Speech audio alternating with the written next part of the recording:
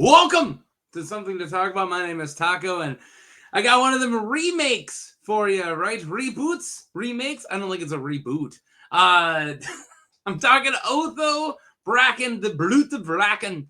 If I could roll my R's, I would do it now. I've never been able to. Brute of Bracken. Yeah, I definitely can't.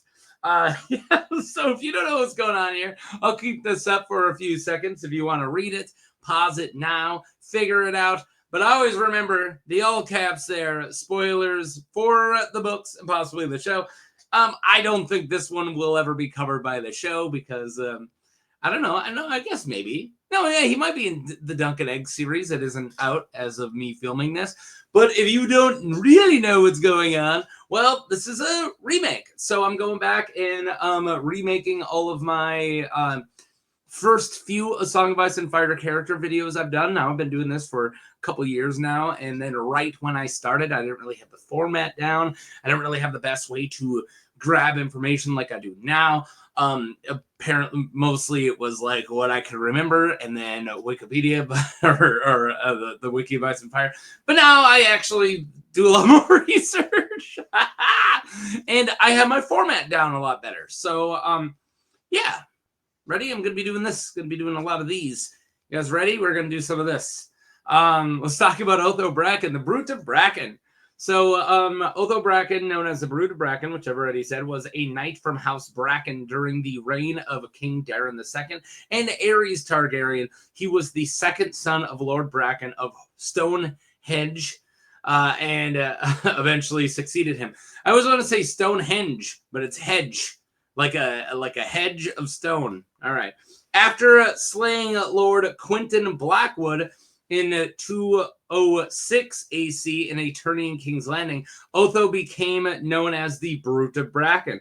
Although he used a blunted long axe, Sir Otho struck Lord Quentin so hard with the blunted long axe that it stove in his visor of Lord of Blackwood's helm and the face beneath it. So he killed him through the helmet with a blunted axe. That's nuts.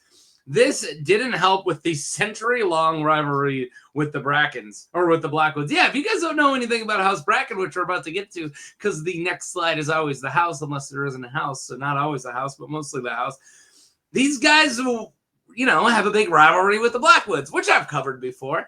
But yeah, and I think as far as my fandom goes, the more vocal of the fandom are House Bracken, are very Bracken, but I do have a lot of no offense, guys, I love you guys, but a lot of contrarians who are very vocal, right? Like if their side lost, they're usually on that side. They like Maegor the Cruel. They really like the Blackfires, and the Brackens are kind of tied with the Blackfires. So that part of my very vocal part of my fandom love Blackfire or Brackens. There's a lot of Blackwood lovers too. Which one do I say? So when I first did this video, I went back and watched the original. When I made the first one, I stated I was a Blackwood fan over a Bracken fan. I've since went a little more center. As if this is like real politics. I lead Blackwood. No, I don't really like either now. Like, Brackens are kind of buttholes a lot, and they're a lot of times the aggressors. But Blackwoods are too, and also Bloodraven's kind of a major villain. Like, once you step back and look, like he did a lot of bad stuff. So I don't really know. I'm more center in the Bracken Blackwood thing that I was when I first made this. So there's that. Write all that down. Can we talk about this or what? House Bracken. House Bracken of Stone Hedge is an old house from Stone Hedge. It's so hard for me to say Stone Hedge. In the Riverlands. One of the main families sworn to House Tully of Riverrun. The Bracken's lands lie along the Red Fork of the Trident. They rule over wider domains and can field a much larger army than their overlords of House Tully.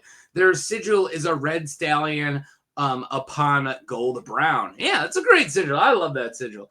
The Brackens have an old and bitter feud with their neighbors, the Blackwoods of Raventree Hall. According to the Brackens, they were kings who ruled the Red Fork and were usurped by their vassals, the Blackwoods. But according to the Blackwoods, however, the Brackens were petty lords and horse breeders who hired sellswords and usurped the Blackwood kings. Which one did it? We don't really know, right?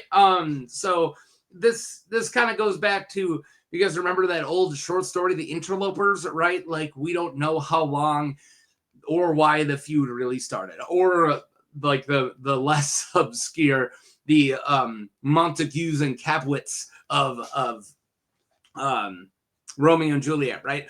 When did the feud really start? We don't know. We just know that we've always hated each other, right? And that's kind of what's going on here.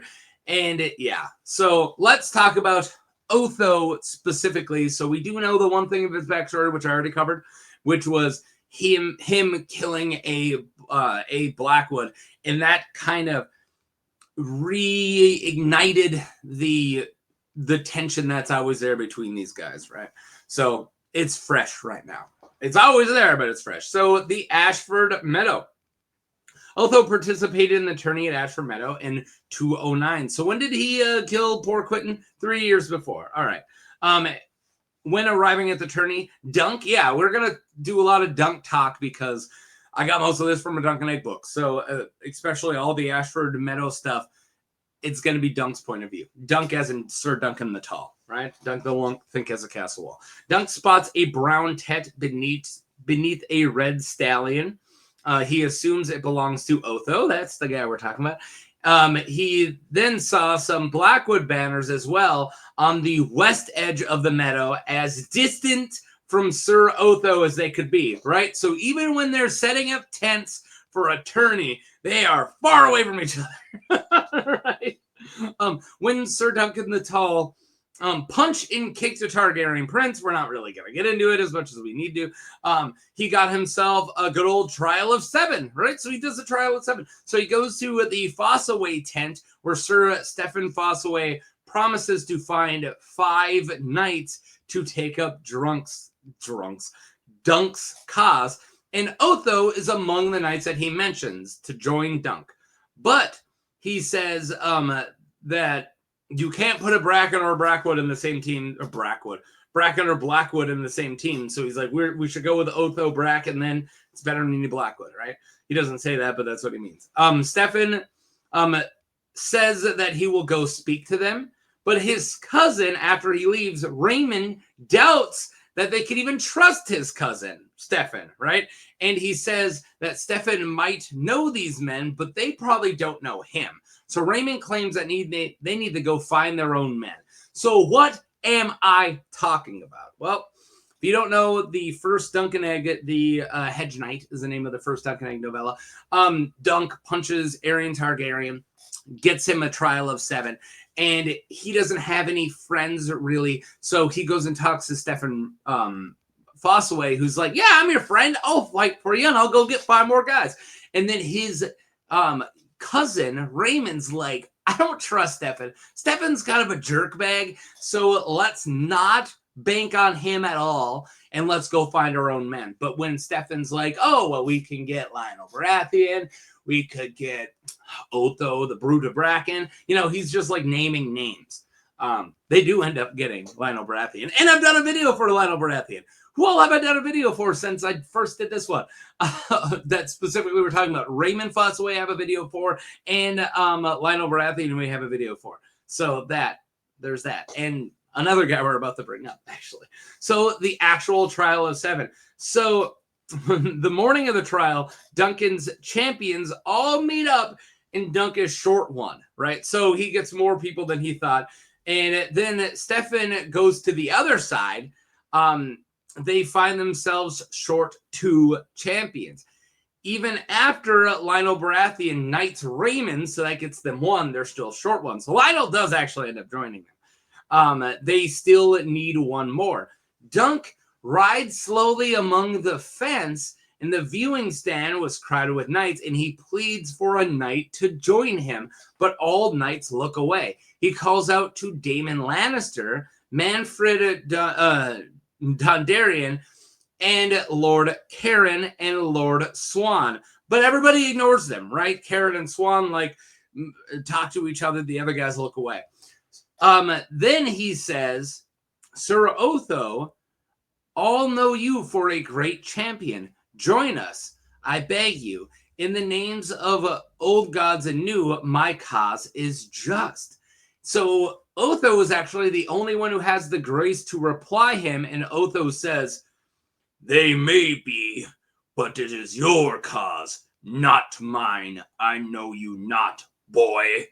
All seem lost until Prince Baelor Breakspear rides in wearing his son's armor, and Baelor says that he'll be the 7th. We don't need to go into how that ends, but I've also done a video for not only his son, but also Baelor Breakspear. I've done one for Valar and Baelor. And also, a fun fact, the part of the comic you guys are looking at right now, besides the one we got, I finally got from Marquee Gallery, that's the only real official that we got for Otho Bracken is the side back of his head. So when I first did this video, I didn't have any art for him. I found Marquee Gallery, awesome. I love their stuff. So that got to be the thumbnail. And I was so close to making that the thumbnail. Like, you don't even see him. It's the best. It's the best art we got for him. All right. So then they end up having a trial of 7, do all the trial of 7 stuff. I'm not here to talk about that. I'm talking about Otho Bracken.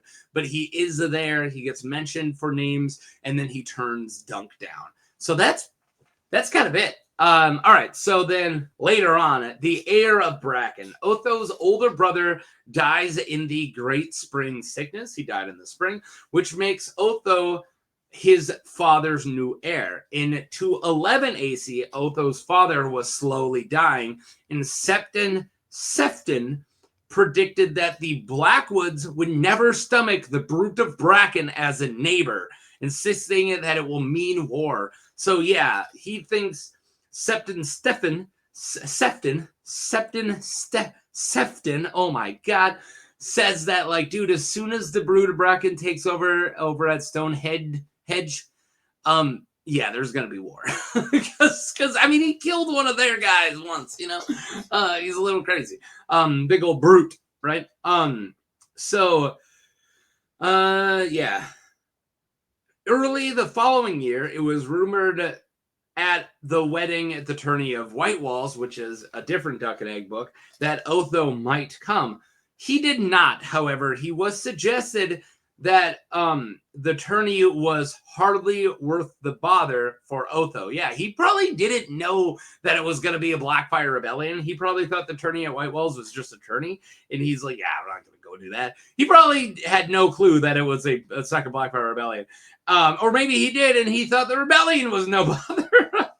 At the tourney, Sir Duncan the Tall overheard a discussion between Sir Gorman Peak and Tamard Heddle, Black Tom Heddle, where the belief was expressed that Otho would have to follow the Blackfire cause once the Freys and Lostons join in. Yeah, they think, this good old Blackfire Rebellion, the second one, the sequel, if you will, not as good as the first.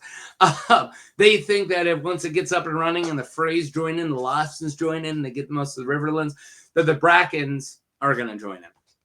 And that's it. That's all we have. A lot more than I did when I did this video 2 years ago. I'll tell you that. Yeah, much more. But still, not too much. I do love the Brute of Bracken, though. So I got one more slide for us here. Lord Brute. Not many theories. He's just another chapter in the huge story of the feud of the Brackens and the Blackwoods. Since we haven't gotten Fire and Blood Volume 2, which I believe will just be called Blood and Fire, we know little about this era that Dunk doesn't see. Yeah, we only get to see this whole era, like pretty much from the Dance of the Dragons up to the Robert's Rebellion. The only real window we have is the World of Ice and Fire book in Dunk and Egg. So if Dunk doesn't see it, we don't really get to see it. So a lot of this era is lost to time. Yeah. So yeah, we know a little about this era that Dunk doesn't see. I assume that he was part of the first Blackfire Rebellion, since his family was, and we don't know if he becomes Lord or what conflict that will bring. It's interesting, and I hope we learn more about him eventually. Still a super cool character, yeah. We do see some symbolism here, I did figure out here, since we hear about him caving in Quentin and Blackwood's helmet and head with a blunted axe towards the start of the Hedge Knight book.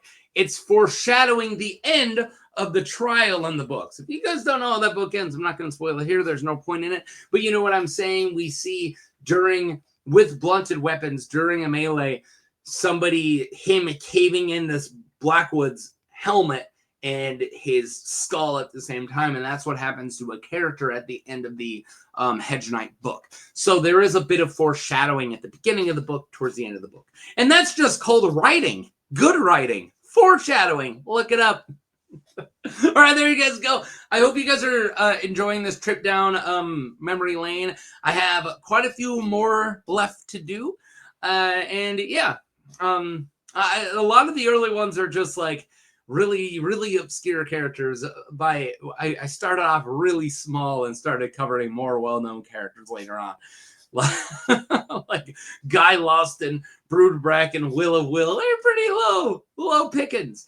We're going to pick up soon. All right, that's all I got for you guys. Peace.